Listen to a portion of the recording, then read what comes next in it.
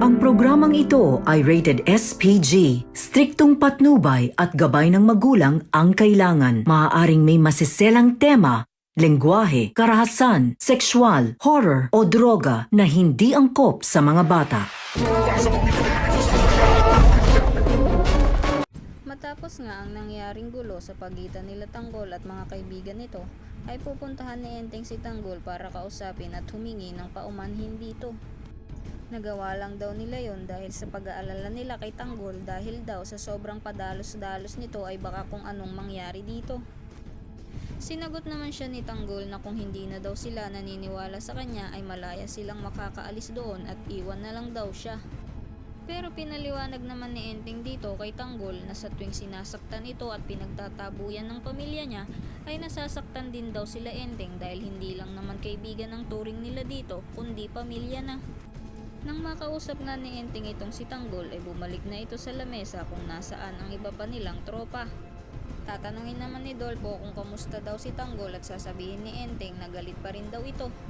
Pupuntahan sana ni Dolpo, Bulldog at Tano si Tanggol para humingi ng pasensya pero pinigilan sila ni Renz na wag daw muna at hayaan na lang daw munang makapagpalamig ng ulo itong si Tanggol. Samantala, hindi pa din natitigil sa pag-iyak itong si Tanggol dahil sa sama ng loob sa kanyang pamilya at sa peking tatay niya. Dito nga ay maiisip na naman nito lahat ng mga pananakit at panggugulpi sa kanya ni Rigor at ang pangtataboy sa kanya ng kanyang nanay. Kaya naisip ni Tanggol na kailangan daw niyang mahanap ang tunay niyang ama dahil baka daw pag nahanap niya iyon ay maranasan niyang mahalin at tanggapin ng isang ama. At agad nitong pupuntahan ng nanay niya at ito lang daw ang makakasagot kung sino ang tunay niyang ama. Sa kabilang banda, nang magising nga sila Enteng at ang tropa nila ay pupuntahan na sana nila si Tanggol sa opisina nito pero nagulat sila dahil wala na doon si Tanggol. Agad naman silang nagsabi kay Divina na wala daw si Tanggol at wala din ang sasakyan sa garahe. Dito nga ay masasabi ni Paeng na sigurado daw na uuwi si Tanggol sa bahay nila. At pag nagkataon baka magpang-abot daw ito at si Rigor at sigurado daw na isa sa kanila ang mamamatay.